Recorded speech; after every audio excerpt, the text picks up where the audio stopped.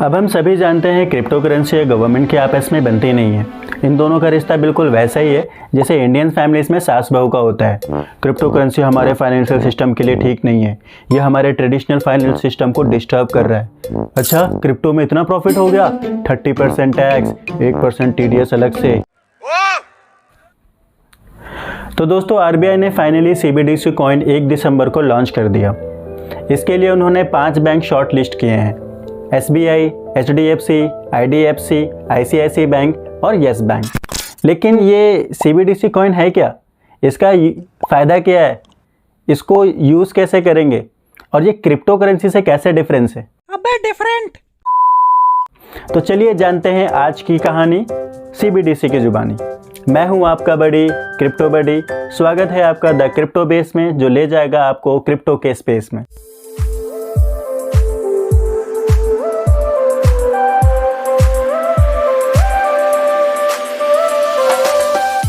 Video शुरू करने से पहले एक छोटा सा डिस्क्लेमर, मैं कोई फाइनेंशियल एडवाइज़र नहीं हूं, अपनी रिसर्च आप खुद करें। ये वीडियो मैंने सिर्फ एंटरटेनमेंट और नॉलेज के पर्पज़ से बनाई। CBDC क्या है? CBDC है सेंट्रल बैंक डिजिटल करेंसी। इसे इंडिया में ई-रूपी के नाम से जाना जाएगा। CBDC 2 टाइप के हैं। CBDCW यानी कि होलसेल, इसे इलाइट बिजनेसमैन, फाइनेंशियल इंस्टीट्यूशन और बैंक जैसे लोग यूज़ करेंगे। दूसरा है CBDCR यानी कि रिटेल, जिसे हम और आप यूज़ करेंगे। CBDCW 1 नवंबर और CBDCWR 1 दिसंबर से टेस्टिंग फेज के लिए लॉन्च कर दिया गया है। CBDC को नए टाइप का पैसा नहीं है, ये डिजिटल फॉर्म में हमारी रुपीज़ ही है। आप यहाँ कंफ्यूज मत होइएगा कि सरकार ने कोई नए टाइप का पैसा ही लॉन्च कर दिया है। अभी तक हमारे पास मनी 3 टाइप के थे: कॉइन्स, करेंसी नोट और बैंक में डिजिटलाइज नोटेड। लेकिन अब 4th है डिजिटल ई-रूपी, जिसे 1 दिसंबर से दिल्ली, मुंबई, बेंगलुरु और भुवनेश्वर में टेस्टिंग फेज के लिए लॉन्च किया है। ई-रूपी अलग इसलिए है क्योंकि ये डिजिटल होते हुए भी कैश की तरह काम करेगा। इसको यूज़ करने के लिए आपको डिजिटल वॉलेट की ज़रूरत पड़ेगी, जो आपके बैंक के साथ लिंक होगा। ये वॉलेट एक ATM की तरह काम करेगा, जहां आपके पैसे विड्रॉल करके फिजिकल कैश की जगह डिजिटली आपके वॉलेट के अंदर सेव रहेगा। आपके बैंक में जो पैसे हैं वो अलग हैं। CBDC एक डिजिटल टोकन है, तो जैसे आप अपने बैंक से ATM का यूज़ करके कैश को विड्रॉल करते हैं, उसी तरीके से आप डिजिटल वॉलेट से ई-रूपीज़ को विड्रॉल कर पाएंगे। तो इसका फ़ायदा क्या है? इसका सिर्फ एक फ़ायदा है, कन्वीनियंस। डिटेल में समझते हैं। इसका सबसे ज़्यादा फ़ायदा ग्रामीण इलाकों में होगा, जिनके बैंक बहुत दूर होते हैं और उन्हें बहुत चलना पड़ता है कैश विड्रॉल करने के लिए। अब वो डायरेक्टली अपने वॉलेट का यूज़ करके ई-रूपीज़ को विड्रॉल कर पाएंगे और इसी वॉलेट का यूज़ करके पीयर टू पीयर ट्रांसफ़र भी कर पाएंगे। अब आप सोच रहे होंगे कि हम ऑलरेडी UPI यूज़ करते हैं, तो इसकी क्या ज़रूरत है? तो सबसे पहले दोस्तों, UPI कोई मनी नहीं है, ये एक मीडियम है जो आपके बैंक में रखे पैसे को ट्रांसफ़र करता है किसी दूसरे बैंक में।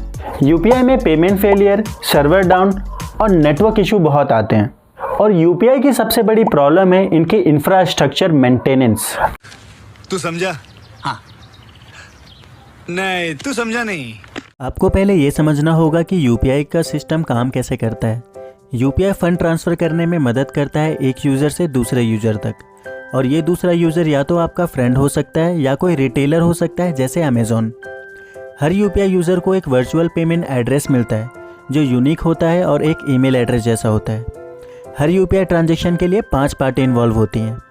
अब मान लीजिए मैंने अमेज़ॉन से एक मोबाइल फ़ोन ख़रीदा और उसके लिए 20,000 रुपये मैंने अमेज़ॉन को ट्रांसफ़र किए। ये मैं ट्रांसफ़र कर रहा हूँ अपने फ़ोनपे से। तो फ़ोनपे हुआ मेरा पेमेंट सर्विस प्रोवाइडर जो इस ट्रांजैक्शन को इनिशिएट करती है।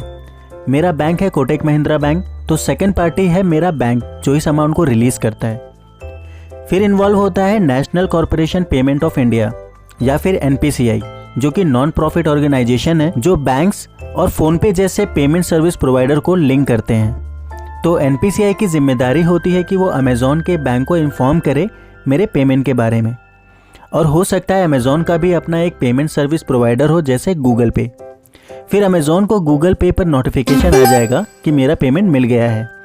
अब इस पूरे डिजिटल इंफ्रास्ट्रक्चर को मेंटेन और अपग्रेड करने के लिए पैसे चाहिए होते हैं, बैंक को, NPCI को और पेमेंट सर्विस प्रोवाइडर को। जैसे 1000 रुपये को ट्रांसफ़र करने के लिए सेंडर के बैंक को 1 रुपये खर्च करने पड़ते हैं। अगर हम टोटल की बात करें तो सारी पार्टीज़ को 2.5 रुपये खर्च करने पड़ते हैं इस डिजिटल इंफ्रास्ट्रक्चर के लिए। अब ये 2.5 रुपये कम लग रहे होंगे। लास्ट ईयर हमने 10 लाख करोड़ रुपए यूपीआई से ट्रांसफ़र किए हैं, तो ये अमाउंट होता है 2,500 करोड़ रुपए, और ये अमाउंट हमारी गवर्नमेंट को बेयर करना पड़ता है। तो आप सोच रहे होंगे कि यूपीआई फ्री क्यों है? तो एक्चुअली ये 2,500 करोड़ रुपए हमें चीपर पड़ते हैं कैश को मैनेज करने के कंपैरिजन में। अब क्योंकि यूपीआई फ्री है तो इसके सिस्टम को एडवांस करना और भी ज़्यादा कॉस्टली पड़ जाता है। CBDC ब्लॉकचेन टेक्नोलॉजी का यूज़ करता है। ब्लॉकचेन टेक्नोलॉजी को डिटेल में समझने के लिए आप मेरी इस वीडियो को चेकआउट कर सकते हैं, लिंक मैंने डिस्क्रिप्शन में दे दिए हैं। शॉर्ट में समझने के लिए ब्लॉकचेन डिस्ट्रीब्यूटेड लेजर का यूज़ करता है। बेसिकली ये एक नेटवर्क क्रिएट करता है जिससे कोई भी पेमेंट एक जगह से दूसरी जगह जा सकती है। यूपीआई के कंपैरिजन में ब्लॉकचेन का इंफ्रास्ट्रक्चर काफ़ी चीपर होगा, क्योंकि ब्लॉकचेन का infrastructure peer to peer transaction allow करता है, यानी कि हर 1000 रुपये के ट्रांजैक्शन में गवर्नमेंट को सिर्फ 1 पैसे खर्च करने पड़ेंगे। उसके अलावा ये बहुत फास्ट होगा। ये अप्रॉक्सीमेट 50,000 ट्रांजैक्शन 1 सेकेंड में कर सकता है। यहाँ तो 17 लाख लिखा हुआ है, उससे मैं इधर उधर निकल जाता हूँ। और फ्यूचर में इसको यूज़ करने के लिए इंटरनेट की भी ज़रूरत नहीं पड़ेगी, तो पेमेंट फेलियर और नेटवर्क इशू नहीं रहेंगे। अब बात करते हैं CBDC और क्रिप्टो में क्या डिफरेंस है। सबसे बड़ा डिफरेंस है CBDC सेंट्रलाइज है और क्रिप्टो डिसेंट्रलाइज है। क्रिप्टो लेजर क्रिप्टोग्राफिकल सिक्योर है और CBDC सेंट्रलाइज लेजर में सिक्योर है और पता नहीं कितना सिक्योर है। CBDC गवर्नमेंट रेगुलेटेड है और क्रिप्टो पीपल्स रेगुलेटेड है। CBDC फिएट है, अनलिमिटेड है और क्रिप्टो कमोडिटी की तरह है, इन्फ्लेशन का जवाब है। CBDC को गवर्नमेंट फ्रीज कर सकती है और क्रिप्टो को कोई फ्रीज नहीं कर सकता। तो जिन लोगों को लगता है CBDC क्रिप्टो पे इफेक्ट डालेगा, तो ऐसा नहीं है। हो सकता है शॉर्ट टर्म में डाले, लेकिन क्रिप्टो ने गवर्नमेंट पे इफेक्ट ज़रूर डाला है। हमारी ट्रेडिशनल करेंसी में बहुत सारी प्रॉब्लम्स हैं। ये सारी प्रॉब्लम्स हमारी करंट ट्रेडिशनल फाइनेंस सिस्टम के अंदर है और क्रिप्टो को इन प्रॉब्लम का सॉल्यूशन की तरह देखा जा रहा है।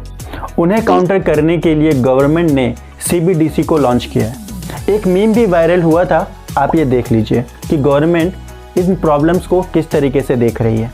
CBDC सिर्फ इंडिया में नहीं बल्कि बहुत सारे देश ने लॉन्च कर दिए हैं या फिर लॉन्च करने जा रहे हैं।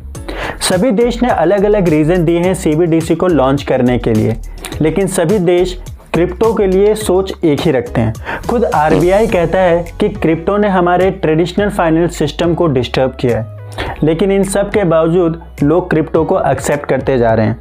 क्रिप्टो के बारे में डिटेल में जानने के लिए आप मेरी इस वीडियो को चेकआउट कर सकते हैं, लिंक डिस्क्रिप्शन में है। तो यहाँ हमारा चैप्टर ख़त्म होता है। अगर आपको मेरा काम पसंद आता है, प्लीज़ मुझे सपोर्ट करिए, मेरे इस छोटे से चैनल को सब्सक्राइब करिए, बेल आइकन को क्लिक करिए और मुझे ऐसे ही प्यार देते रहिए। मिलते हैं अगली बार, तब तक के लिए